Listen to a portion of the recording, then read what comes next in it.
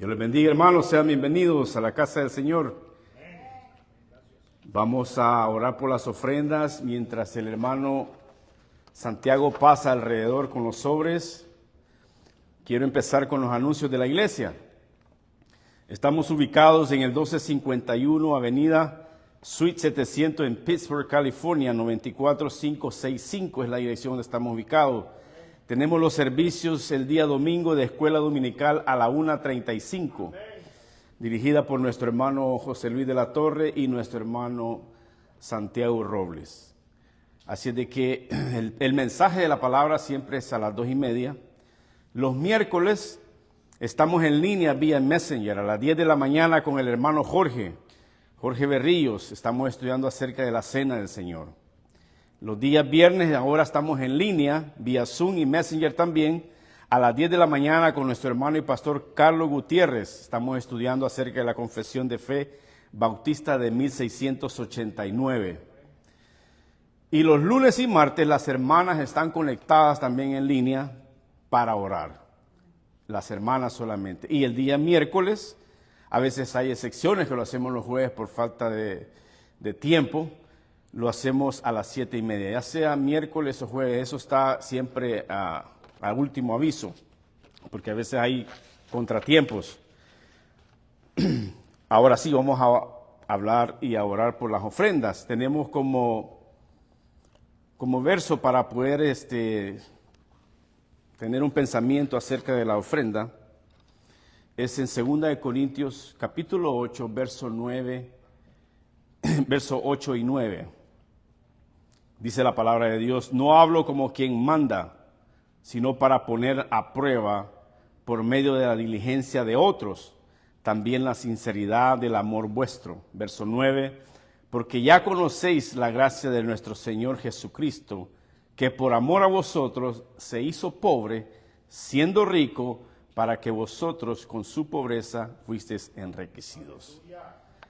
Aquí Pablo no obliga a los corintios a dar, pero los reta a demostrar la sinceridad de su amor por medio de la generosidad. Dice, para que también la sinceridad de vosotros por amor se pruebe, dice.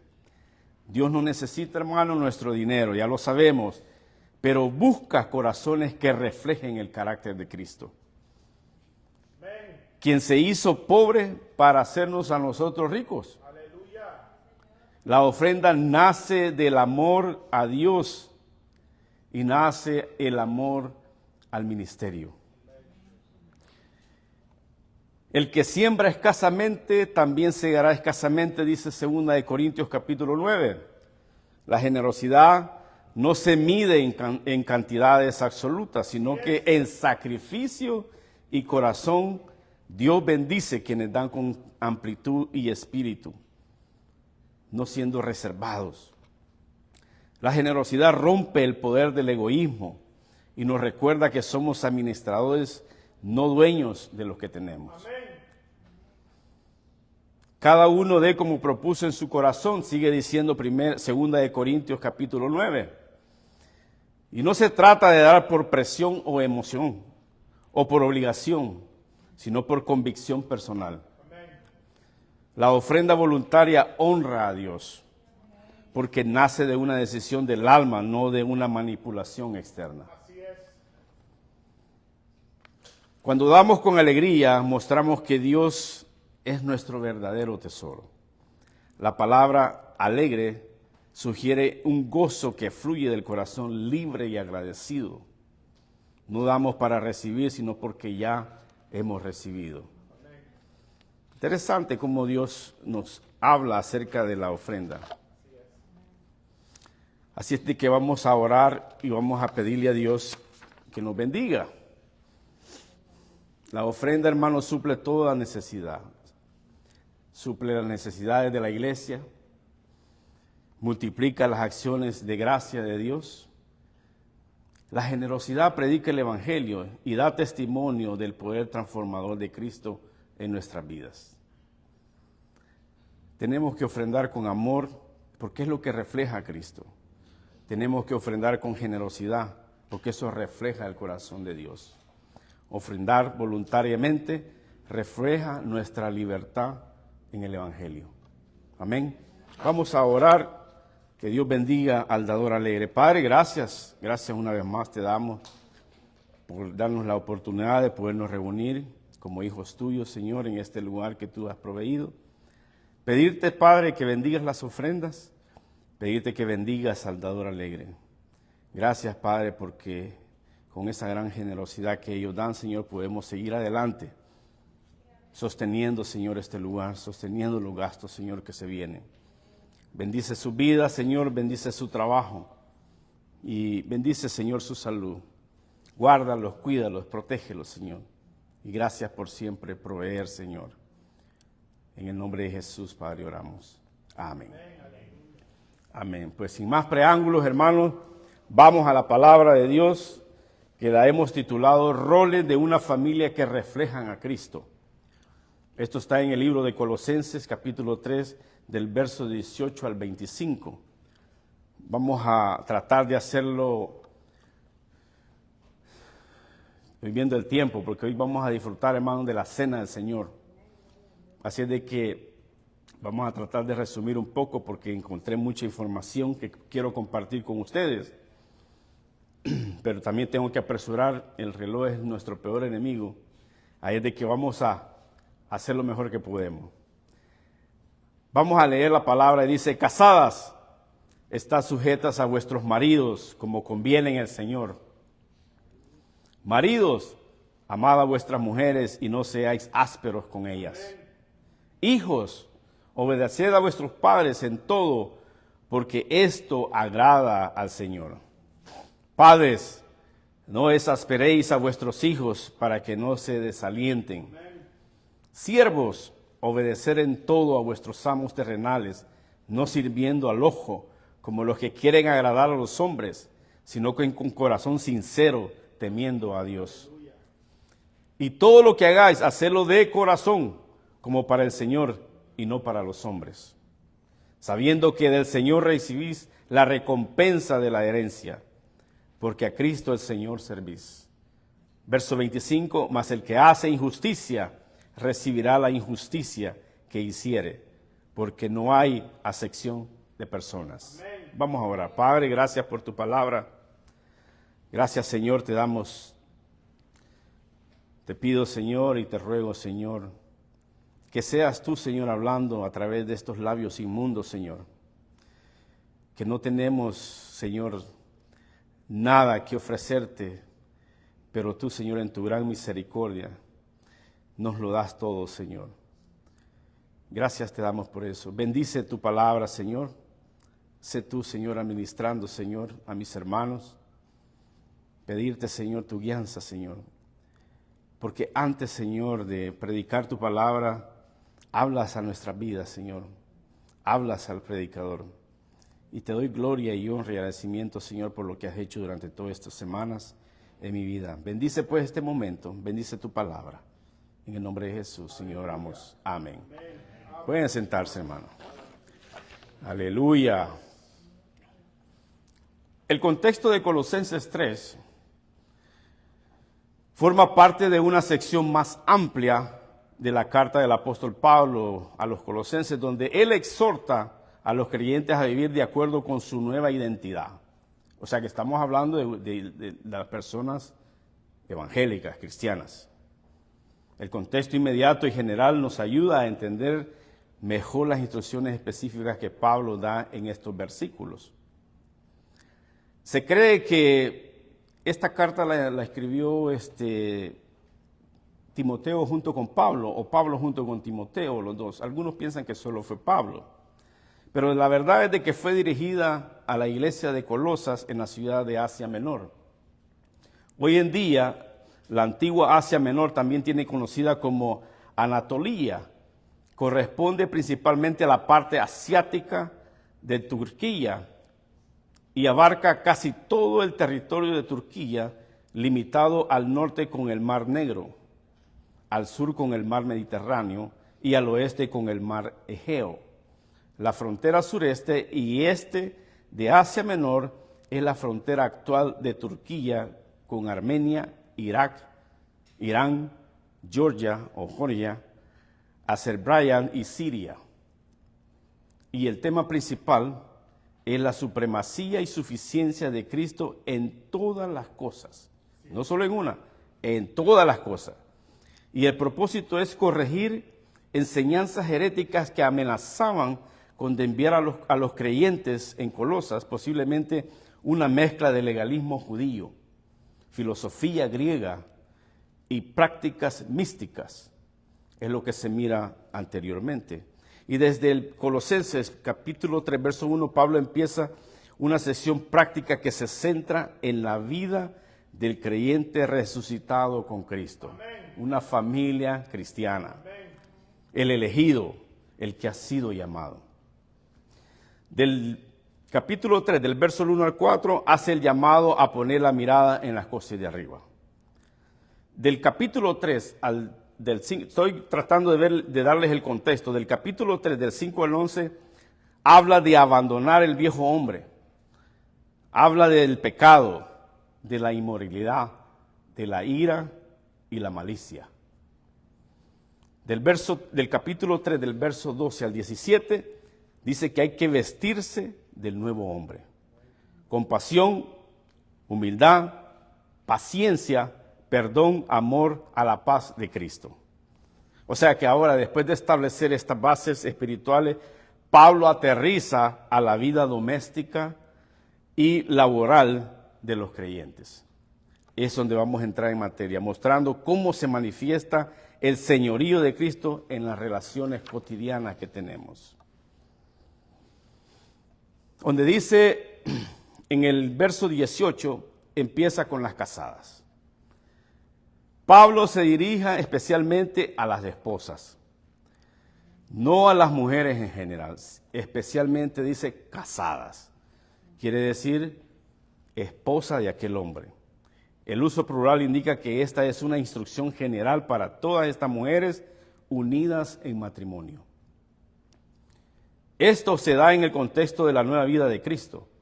Por lo tanto, esta instrucción es parte del fruto del evangelio en el hogar cristiano. Dice, estad sujetas. Esta palabra es una voz media pasiva, lo cual indica una sujeción voluntaria, no impuesta, no a presión. Significa colocarse bajo el liderazgo de otro con respeto y disposición. Tenemos varias referencias cruzadas en Efesios 5:22, donde dice que las casadas estén sujetas a sus propios maridos como el Señor. Tenemos primera de Pedro 3:1, donde dice que asimismo vosotras mujeres estás sujetas a vuestros maridos. Tenemos a Tito 2:5, donde dice sujetas a sus maridos para que la palabra de Dios no sea blasfemada. Pablo no dice que las mujeres son inferiores. Amén. De ninguna manera. Cristo fue sujeto a su Padre y aún así es igual en esencia. Igualmente la mujer es igual en valor ante Dios, pero distinta en su rol. Dice, cuando le dice a vuestros maridos, enfatiza que la sujeción es hacia el esposo propio. No vaya a venir otro hombre y le vaya a quererle dar órdenes. No es a todos los hombres, es a su esposo.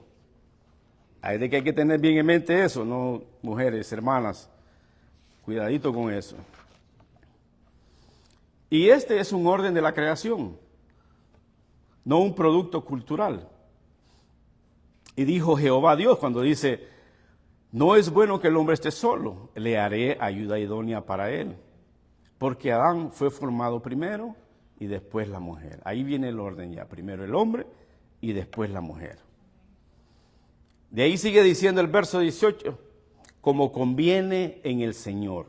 Esta frase limita y define la naturaleza de la sujeción. Conviene implica lo que es aprobado, correcto, conforme al carácter cristiano. En el Señor. Esto muestra que la sujeción está bajo la autoridad de Cristo. Nunca debe ser pecaminosa o abusiva. Si el esposo pide algo contrario a la voluntad de Dios, la esposa debe obedecer a Dios antes que a los hombres. Hechos 5:29. El orden en el hogar refleja el Evangelio, así como Cristo se somete al Padre y la Iglesia a Cristo. El hogar cristiano muestra el Evangelio.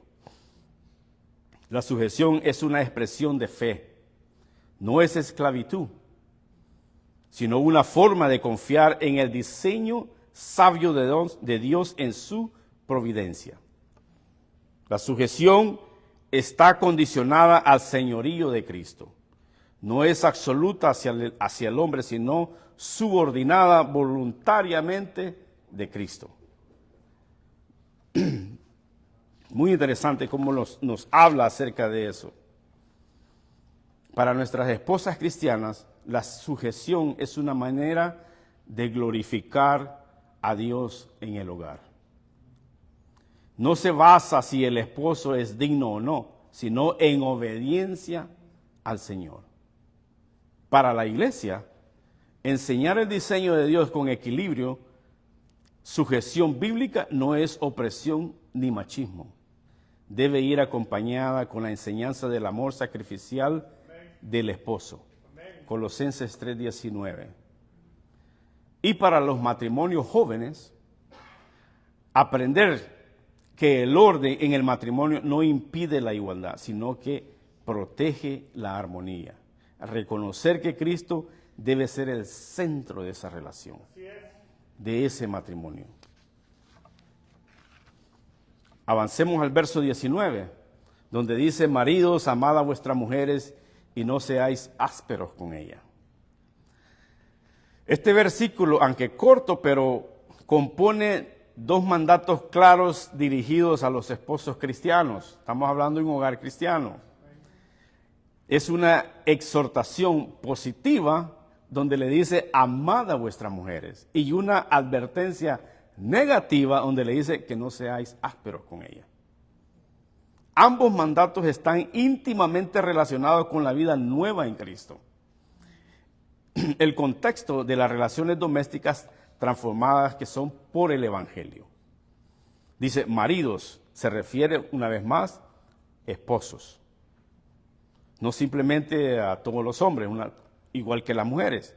Pablo se dirige directamente a ellos mostrándolos que su responsabilidad espiritual dentro del hogar, el liderazgo del esposo no es autoritario ni abusivo, sino que está basado en el amor sacrificial de Cristo Jesús en la cruz del Calvario.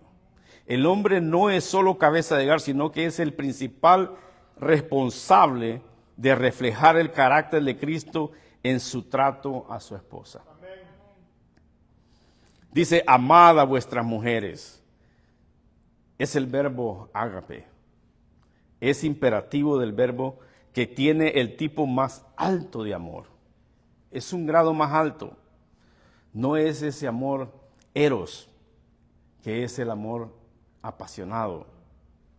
No, sino es el amor sacrificial, es el amor constante, es el amor voluntario. Ese es lo que está hablando acerca de estos esposos, de estos maridos. En Efesios 5:25 también dice: maridos, amad a vuestras mujeres, así como Cristo amó a la iglesia y se entregó a sí mismo por ella. Ese es el mandato que nos da. Una de las características del amor ágape es que no depende de sentimientos, sino de una decisión basada en el carácter de Cristo. Es sacrificial, busca el bien de la esposa incluso a costo personal. Es constante, no cambia con las circunstancias, es santo, busca el crecimiento espiritual de la esposa. En resumen, nos dice que Cristo nos amó como amó a la iglesia y la purificó para presentarla a sí mismo como una iglesia santa y gloriosa. Esto nos motiva a buscar santidad a nuestras vidas y reflejar la belleza y la pureza de Cristo en la iglesia. El esposo cristiano debe amar a su esposa con un amor que protege, que provee, que perdona, sirve y guía en ternura espiritual. En ternura espiritual. En una ocasión yo hacía el comentario de un hermano que estaban hablando, no sé, de prendas de oro. Y dice el hermano en broma, pero parecía que estaba diciendo la verdad. No, y si usted tiene, no, yo no tengo anillo, yo la única esclava que tengo es mi esposa. O sea, bien feo se oyó eso, pero se refirió a su esposa, hablando de prendas, y dice, no, la única esclava que tengo es mi esposa. Sí, wow, tremendo. Dice, no seáis ásperos con ellas. Y esa fue una manera áspera que este hermano se dirigió a su esposa. El verbo áspero se vuelve amargo, se vuelve irritable, duro, despiadado. Este mandato prohíbe un tipo de liderazgo rudo, autoritario o insensible. El esposo no debe tratar a su esposa como un objeto, ni como ser un tono dominante, ni tratarla de una manera insignificante, despreciada, menospreciarla en todos los sentidos, desecharla, desairarla, humillarla, ofenderla, balbucearla. En 1 Pedro 3:7 dice, vosotros maridos igualmente vivid con ellas sabiamente, dando honor a la mujer como a vaso más frágil. Esto nos da a entender que las mujeres, nuestras hermanas, nuestras esposas son sensibles, son frágiles.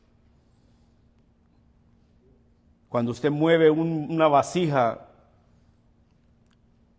de un lugar a otro, usted trata de moverla de una manera cuidadosa que no se le vaya a caer porque se le va a quebrar. Y esa es de la manera que está hablando aquí la palabra, que tenemos que tratarlas como vasos más frágiles. Este mandato excluye completamente a cualquier forma de violencia verbal, emocional o física, ya no se diga.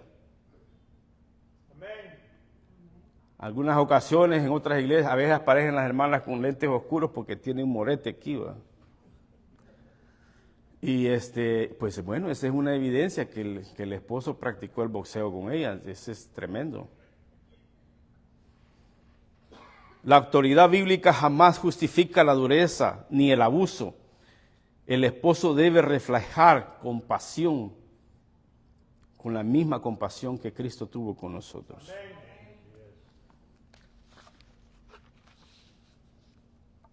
El esposo debe ser un líder con amor, no con fuerza. El modelo de amor, de respeto de Cristo. La dureza es pecado y contradice el testimonio cristiano. Un matrimonio saludable comienza con un esposo que ama bíblicamente. Muchas veces cuando yo tengo la oportunidad de hablar con una jovencita que está a punto de casarse, siempre les digo yo, si ese hombre ama a Cristo, te va a amar a ti, porque él va a reflejar ese amor de Cristo en ella. Cuando hay conflictos matrimoniales, el esposo debe tomar la iniciativa en el perdón y la reconciliación. Aleluya. Cuando hay una frialdad emocional, el amor se muestra con palabras, con tiempo, afecto y cuidado diario. Cuando se tiene un liderazgo, el esposo debe orar con su esposa, guiarla en la palabra y buscar su crecimiento en Cristo. Cuando hay discusiones, nunca hablemos con dureza, humillación o gritos. Ser tardo para airarse, dice Santiago 1:19. En conclusión, este verso 19 nos enseña que el rol del esposo cristiano no es el de un jefe dictador, sino el de un siervo amoroso, que es el líder como Cristo, con sacrificio, con ternura, con santidad. Su amor debe ser tan tangible, paciente y espiritual, buscando el florecimiento de su esposa para la gloria de Dios. Verso 20. Ahora vienen los hijos. Hijos, obedecer a vuestros padres en todo. No solo cuando le dice que vaya a la iglesia o cuando vaya a la escuela, no, en todo. porque esto agrada al Señor. El término a todos los hijos sin distinción de edad, mientras estén bajo la autoridad y cuidado de los padres, que esto viene siendo entre los 18 años adelante, creo que esa es la edad aquí en los Estados Unidos, donde ya de los 18 años en adelante ya un hijo es bastante independiente, es cuando se van a las universidades, ya se manejan ellos solos, ya toman decisiones ellos solos. El Señor nos va a pedir cuentas a nosotros mientras estuvieron en nuestro hogar y mientras estuvieron bajo nuestra sujeción. A partir de su edad, mayoría de edad, ya ellos van a tener que dar cuentas a Dios. Y esto incluye tanto a varones como a mujeres. Este mandato está dirigido directamente a los hijos, reconociendo su capacidad moral y espiritual para obedecer por fe. En Efesios 6:1 dice, hijos, obedecer en el Señor a vuestros padres, porque esto es justo. En el contexto del hogar cristiano, los hijos también están llamados a reflejar la nueva vida en Cristo. Dice, obedeced a vuestros padres, que quiere decir escuchar bajo, someterse a la instrucción y autoridad. Se trata de obediencia activa, voluntaria y continua. No meramente de una actitud externa, no, activa. Dice, padres incluye tanto al padre como a la madre, o sea, no solo porque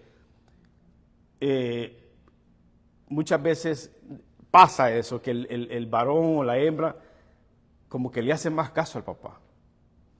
No, y esto tiene que ser para ambos, ¿eh? Mamá y papá. Porque cuando el papá se va a trabajar y mamá se queda en casa, la autoridad ahí tiene que ser la madre para los hijos. Tenemos varias referencias que dicen Proverbios 1:8, oye, hijo mío, la instrucción de tu padre y no despreciéis la dirección de tu madre. Proverbios 6:20, guarda, hijo mío, el mandamiento de tu padre y no dejes la enseñanza de tu madre. O sea, aquí está hablando de ambos. La obediencia a los padres es el primer tipo de obediencia que un niño aprende y es la base para aprender a obedecer a Dios y a otras autoridades. Gloria a Dios. Obedecer en todo, dice, en todo, volvemos una vez más. No solo cuando le dice vaya a la iglesia o vaya a bañarse o vaya, no, en todo. Indica una obediencia general y total, mientras no entre en conflicto con la obediencia a Dios. No significa obedecer en lo pecaminoso o lo contrario a la voluntad de Dios, porque dice, es necesario obedecer a Dios antes que a los hombres. O sea que, una vez más, someternos primeramente a la voluntad, que es lo que Dios quiere que hagamos.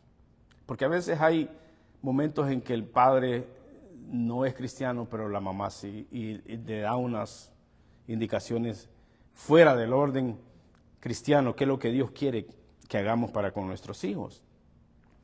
Y ahí sigue diciendo el verso, dice, porque esto agrada al Señor. Es una cosa agradable, es una cosa aceptable, que Dios lo mira bien.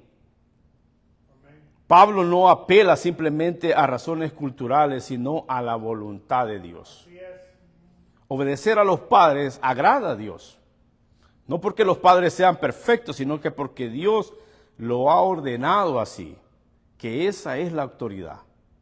En Efesios 6, versos 2 al 3 dice, honra a tu padre y a tu madre, que es el primer mandamiento con promesa, para que te vaya bien y seas de larga vida sobre la tierra. La Biblia claramente enfatiza la importancia del reflejo y la obediencia de los hijos hacia los padres. El mandamiento, honra a tu padre y a tu madre, que también lo vemos en Éxodo 20, verso 12, es presentado como un fundamento crucial para la vida plena y bendición. Deshonrar y maltratar a los padres se considera una ofensa grave y está asociado con el pecado. Romanos 12:12 dice, vivir para agradar a Dios es parte del culto racional. Esta es una de las formas más tempranas en que los hijos creyentes pueden vivir para glorificar a Dios. Dios ha delegado autoridad a los padres. La obediencia a los padres refleja obediencia a Dios. Es fundamental en la formación espiritual, moral de los hijos. Obedecer a los padres agrada directamente a Dios. No solo es una cuestión disciplinaria, sino es una adoración en práctica. El hogar es una escuela de obediencia espiritual. Desde pequeños, los hijos aprenden cómo vivir bajo la autoridad de Cristo. Amén. Es importante enseñarle a los niños. ¿Qué sucede cuando los hijos desobedecen? El mismo Proverbio 30:17 dice que deshonran a Dios, traen ruina a sus mismos, dañan la estructura espiritual del hogar. La gente estará llena de egoísmo y avaricia y serán fantasiosos, arrogantes, blasfemos, desobedientes a los padres, ingratos, impíos. Es importante reconocer esto de que cuando nosotros malcriamos a nuestros hijos, se vuelven unos monstruos cuando ya están grandes. Y lo vemos en los árboles. Un árbol que crece torcido, nunca su rama podrá enderezarse. En conclusión de este verso 20 nos enseña que los hijos tienen una responsabilidad activa delante de Dios. Obedecer a sus padres en todo lo que es conforme al Señor. Esta obediencia no solo preserva el orden del hogar, sino que es una expresión directa de amor y reverencia a Dios mismo. En un mundo donde la rebeldía juvenil es ahora celebrada por todo el mundo. Este mandato recuerda que la verdadera madurez espiritual comienza con una obediencia humilde, piadosa y sincera en casa, en nuestros hogares. Verso 21. Padres, no exasperéis a vuestros hijos para que no se desalienten. Aunque el término griego dice pateres, se traduce como padres, puede referirse principalmente a los padres varones. Pero en contexto también se aplica a ambos padres como una responsabilidad en la crianza del niño. El énfasis aquí recae en los que ejercen autoridad y disciplina, que viene siendo el papá y la mamá. Pablo se dirige a los padres inmediatamente después de hablar con los hijos, mostrando que ambos roles son interdependientes. Dice, no exasperéis a vuestros hijos. Desasperéis quiere decir provocar, irritar, hacer enojar intencional o repetidamente.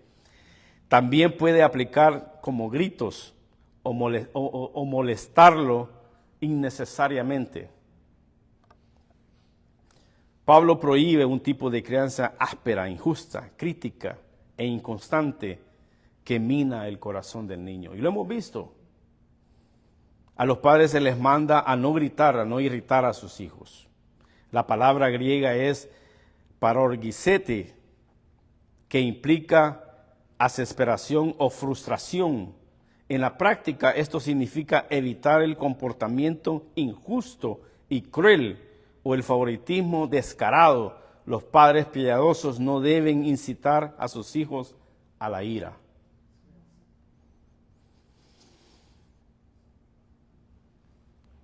¿De qué manera podemos exasperar a un hijo, irritarlo?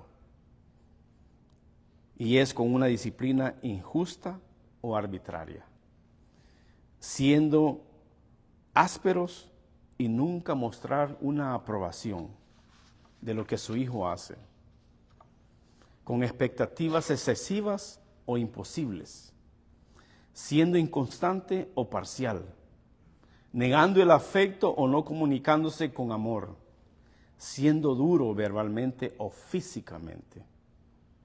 En Efesios 6:4 dice, no provoquéis a ira a vuestros hijos.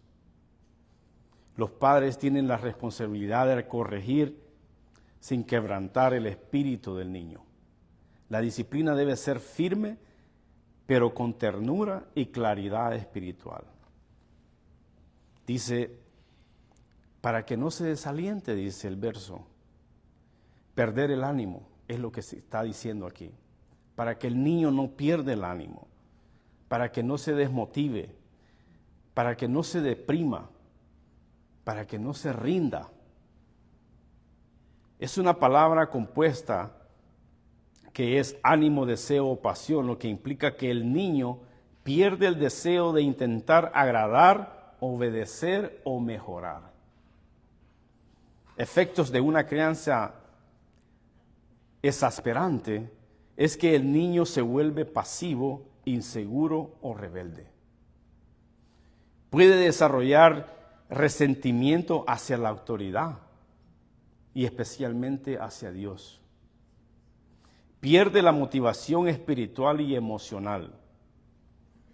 Y como ejemplo, podemos ver que un padre constante, crítico, que critica a su hijo cuando hace cualquier cosa, incluso cuando lo hace bien, lo critica. Si el hijo saca una calificación B en matemática, lo regaña porque le dice, ¿por qué no sacaste una A? Por en vez de darle felicitaciones. Es tremendo. Y también cuando el hijo limpia su cuarto y cuando termina le dice, ¿y por qué te tardaste tanto? Son ejemplos de cómo podemos airar a nuestros hijos, desanimarlos. Además, nunca lo felicita en nada. Llega a pensar que no vale la pena esforzarse. Son pensamientos que se le vienen a los niños. Porque haga lo que haga, nunca será suficiente para sus padres. Hermanos, tratemos de evitar eso. Este tipo de trato es un ejemplo claro de cómo un padre puede exasperar a su hijo. No es una disciplina amorosa, sino una constante presión y crítica que desalienta el corazón del niño o al joven cuando ya están jovencitos, llevándolo a la frustración, incluso a la rebeldía. A veces pasa, vemos nuestros hijos rebeldes y no nos damos cuenta por qué. Pablo en Colosenses está llamando a los padres a ejercer su autoridad con sabiduría, equilibrio, amor, sin quebrantar el ánimo de sus hijos. Dios ha delegado autoridad a los padres, pero no abuso. El corazón del hijo es terreno sagrado para el padre cristiano. La corrección sin ternura crea rebeldía o desánimo. Dios desea que los padres reflejen su paternidad amorosa. Este verso 21 nos confronta con una verdad profunda. La autoridad paternal no solo forma conducta, sino forma corazones. El padre que ama a Cristo debe reflejar ese amor en la manera en que trata a sus hijos, no con dureza innecesaria, ni con ira, ni con amargura, sino con una autoridad firme, tierna, centrada en la gracia del Evangelio. La meta no es solo criar a hijos obedientes, sino criar hijos que amen a Cristo y no se desalienten en el camino. Verso 22, quiero acelerar porque se me está cortando el tiempo. Dice, siervos, obedecer en todo a vuestros amos terrenales, no sirviendo al ojo, como los que quieren agradar a los hombres, sino con corazón sincero, temiendo a Dios. Es interesante que también Efesios 6:5 nos dice, siervos, obedecer a vuestros amos terrenales con temor y temblor, con sencillez de vuestro corazón, como a Cristo. Primera de Corintios 7:22 dice, porque el que en el Señor fue llamado, siendo esclavo, liberto es en el Señor. Asimismo, el que fue llamado, siendo libre, esclavo es de Cristo. Pablo no aprueba la esclavitud, pero instruye al creyente a glorificar a Dios, incluso dentro de sistemas injustos. Nos ha pasado en el trabajo. Obedeced, dice, a vuestros amos, obedecerlos en todo. Esto implica escuchar con sumisión. En todo quiere decir que es una amplitud, es una ampliación de obediencia que tenemos que tener siempre, que no contradiga a Dios. Amos terrenales literalmente según la carne, es decir, autoridades humanas temporales, en un contraste con el amo celestial que es Dios. Primera de Pedro 2:18 dice, criados, estad sujetos en todo, respeto a vosotros, a vuestros amos, no solamente en los buenos y afables, sino también a los difíciles de soportar. Bravo. Hermano, si yo le contara lo difícil que es mi supervisor y me ha tocado que agachar la cara. El creyente debe distinguir entre la autoridad humana inmediata y su Señor eterno, pero honrar a ambos según la voluntad de Dios. Interesante esta parte, dice, no sirviendo al ojo. Ser esclavo del ojo, es decir, trabajar solo cuando está siendo observado. Hermanos, hoy en día, hace años atrás, bien podía hacerse uno el desapercibido, pero lamentablemente hoy en día la tecnología, hermanos, en todo lugar de trabajo hay cámaras. Así es de que, bueno, si, aunque no hubieran cámaras, pero está la cámara ahí arriba que nos está viendo también, que es la más grande. Pero hay que obedecer. Es interesante, dice, el trabajador cristiano debe ser constante y honesto, no condicionado por la presencia del jefe o por recompensas terrenales. O sea que mucha gente, voy a hacer esto porque para que al final del año tal vez me dan un regalito. No, hay que hacerlo como para Dios. Personas que buscan el favor humano más que el divino. Pablo contrasta este servicio superficial como una obediencia genuina, motivada por la reverencia a Dios, no por el temor a los hombres, no por la aprobación de los hombres, sino que tenemos que hacerlo, dice, sino con un corazón sincero, con sencillez, con integridad, con pureza, una motivación que sea transparente. En Romanos 12:11 dice, en lo que se requiere diligencia, no perezosos, fervientes en espíritu, sirviendo al Señor. El creyente debe trabajar como quien sirve directamente a Cristo, con integridad, pasión espiritual. No para que nos miren. Dice, temiendo a Dios. Este temor no es pánico, hermanos, sino es una reverencia hacia Dios. Es un respeto santo. Pablo llama a los siervos, y no por la aplicación de los empleados, no. Pablo llama a los siervos a recordar que su servicio terrenal es ante el ojo de Dios, ante la cámara que está ahí arriba. Proverbios 1:7 dice, el principio de la sabiduría es el temor de Dios. Eclesiastés 12:13, teme a Dios y guarda sus mandamientos, porque esto es el todo del hombre.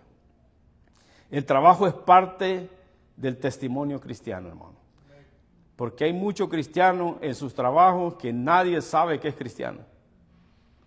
La verdadera obediencia es interior, no solo externa.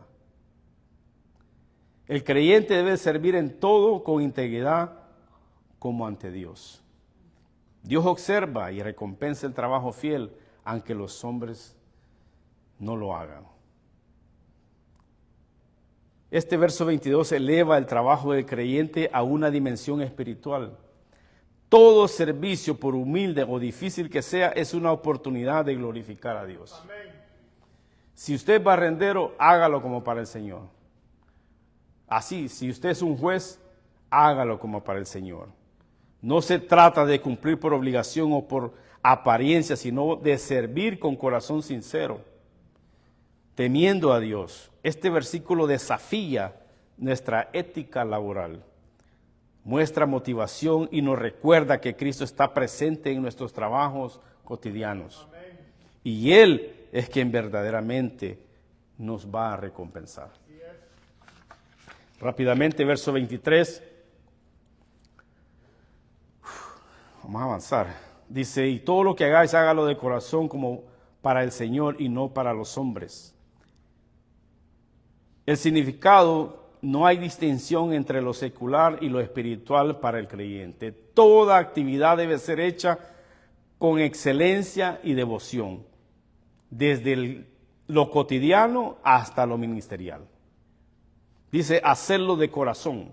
El apóstol Pablo enfatiza que el verdadero trabajo cristiano nace del alma, no solo como cumplimiento externo o por obligación. De eso es lo que está hablando. Y ahí dice, como para el Señor. La motivación no es el salario, el reconocimiento o la promoción, sino Cristo mismo como amo celestial. Esto transforma por completo la ética laboral cristiana. Dice, y no para los hombres. Pablo niega la motivación centrada en engañar a seres humanos. La fidelidad cristiana no depende si otros laboran o reconocen nuestro trabajo. El cristiano trabaja sabiendo que su testigo principal es Dios. No el supervisor, hermano. No el supervisor. Esto libera al creyente de la necesidad de ser aprobado por el humano. Dios es glorificado cuando el cristiano trabaja con excelencia. La motivación cristiana es interna, desde el alma y centrada en Cristo. No hay trabajo pequeño cuando se hace para el Señor. El trabajo secular hecho para Cristo se convierte en adoración. Vamos a seguir avanzando porque verso 24, me quedan 10 minutos. Tengo que terminar esto antes de las 4. Dice, sabiendo que el Señor recibiréis la recompensa de la herencia, porque a Cristo el Señor servís. Hermano, a Él servimos.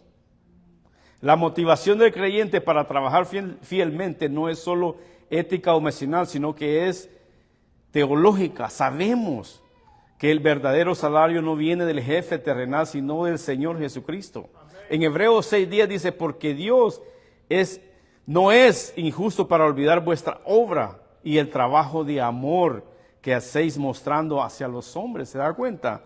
En Gálatas 6:9 dice, no nos cansemos pues de hacer el bien, porque a su tiempo segaremos si no desmayamos. Aleluya. Esto es asombroso. Los creyentes despreciados en la sociedad romana son aquí vistos como herederos del Rey Celestial. Romanos 8:17 dice, y sí hijos, también herederos, herederos de Dios y coherederos con Cristo. De ahí sigue diciendo, porque a Cristo el Señor servís, sirven como esclavos. Aunque el creyente tenga un amo o jefe, su verdadero amo es Cristo. Aleluya, así es. El verbo servir muestra una verdadera y poderosa manera de cómo ver las cosas. Todo el servicio del cristiano en cualquier área es misterio del Rey. Es un ministerio que llevamos en el nombre de Jesús. Es lo mejor que podemos hacer, hermanos, cuando usted se sienta oprimido, piense que lo hace para el Señor. No lo hace para otra persona más que para Dios. Verso 25 dice, mas que el que hace injusticia recibirá la injusticia que hicieres, porque no hay excepción de personas. El que actúa injustamente o el que comete maldad, el participio presente señala una acción continua y habitual. Pablo no se refiere a un error aislado, sino a un patrón de conducta injusta. Aquí ya estamos hablando, hermanos, si usted tiene servidumbre en su casa, o si usted maneja una empresa, una compañía. En el contexto, Pablo acaba de hablar de recompensa para aquel que sirve fielmente. Ahora advierte a los actos injustos también que tendrán consecuencias a esos jefes injustos. El principio expresa la injusticia retributiva a Dios. Cada cual recibirá conforme a sus obras, ya sea creyente o incrédulo. Aquí el Señor va a ser parejo. En Romanos 2:6 dice, el cual pagará a cada uno conforme a sus obras. Aquí hay una implicación para esclavos y amos, y en épocas de Pablo, Dios juzgará imparcialmente a ambos, sin importar su posición social o poder. Porque dice, porque no hay excepción de personas. Esta es una declaración de la imparcialidad absoluta de Dios como juez. En una cultura donde los esclavos eran despreciados y los amos eran los poderosos, esta afirmación de Pablo fue radical. Dios juzga a todos por igual.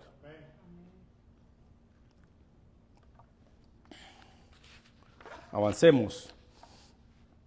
En situaciones de abuso de autoridad, Dios lo ve todo, hermanos. Él juzgará la injusticia de todos los hombres.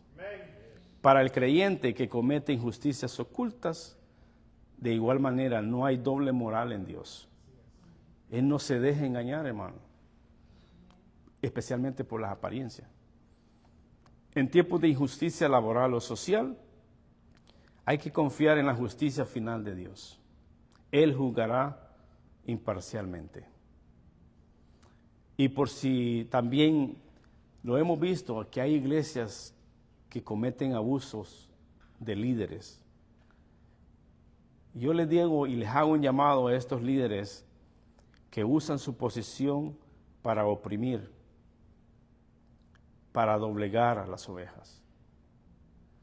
No use su posición no use esa posición para oprimir, porque va a dar cuenta de todo lo que haga en el tribunal de Cristo.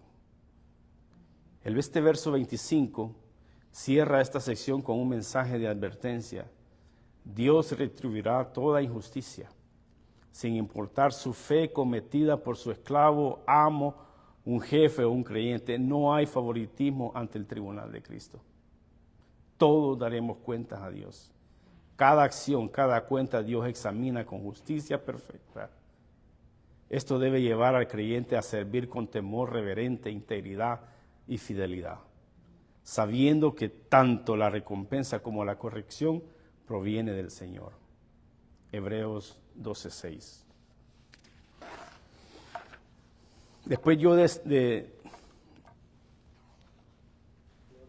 estudiar esta palabra, digo yo, en realidad habrá alguna familia que viva de tal manera como dice Colosenses 3 del 18 al 25. ¿Habrá una familia en realidad de esa manera?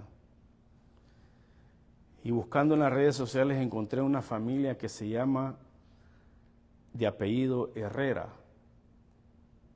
y vive en un pequeño pueblo de Honduras. El padre de familia se llama Don Samuel y su esposa Raquel. Llevan 22 años de casados y tienen 3 hijos. Sofía de 19 años, Matías de 14 años y Lucas de 9 años. Son miembros activos de una iglesia evangélica local. Aunque enfrentan luchas como cualquier familia, han decidido vivir conforme a la palabra de Dios, especialmente según Colosenses 3 del 18 al 25. Raquel es una mujer fuerte y decidida, pero ha aprendido a sujetarse al liderazgo espiritual de su esposo, no por obligación, sino como conviene en el Señor. Aunque a veces no está de acuerdo con Samuel, siempre le muestra respeto delante de los hijos y ora por él. Ella no es pasiva, sino una ayuda idónea que influye con sabiduría y humildad. Samuel no es perfecto, pero se ha esforzado por tratar a Raquel con ternura y cuidado. En una juventud fue áspero y autoritario, pero después de un retiro matrimonial en su iglesia, Dios lo quebrantó y ahora busca mostrarle a Raquel amor práctico. La escuela, en la escuela la apoya en las tareas de sus hijos, en las tareas del hogar, y le recuerda cada día cuánto la valora. Sofía, aunque ya es adulta, aún honra a sus padres. Matías, en plena adolescencia, lucha con la obediencia, pero ha aprendido que someterse no es una pérdida, sino una manera de agradar a Dios. Lucas, el menor, el más pequeño, ora cada noche con su madre para que Dios le ayude a ser obediente en la escuela y en casa. Samuel aprendió esta lección con Matías. Solía corregirlo de forma dura y humillante hasta que el pastor le enseñó lo que realmente significa exasperar. Desde entonces busca disciplinar con gracia, explicando las razones de cada corrección y reafirmando su amor por él. Matías ha cambiado su actitud desde que su padre cambió la suya. Sofía trabaja como asistente en una tienda y su jefa es exigente y a veces injusta. Sin embargo, Sofía ha decidido servir con excelencia, sabiendo que su verdadero amo es el Señor Jesucristo. Cuando sus compañeros murmuraban o se quejaban, ella guarda silencio y sigue sirviendo con alegría. Su testimonio ha hecho que su jefa comience a interesarse por el Evangelio. ¡Aleluya! Un día Samuel fue tentado a aceptar un soborno en su trabajo como contratista. Humanamente le habría ayudado a pagar varias deudas, pero recordó que Dios no hace excepción de personas y que todo acto injusto tiene consecuencias. Rechazó el soborno confiando en que el Señor suplirá su necesidad. Y así fue.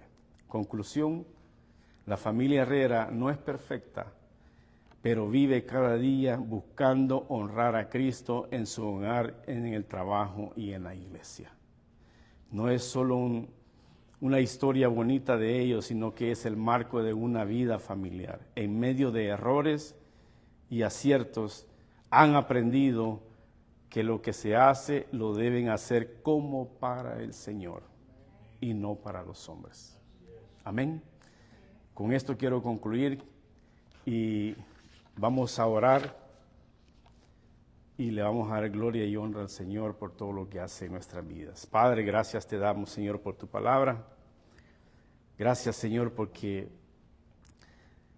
muestra, Señor, ese amor que tienes para con nosotros.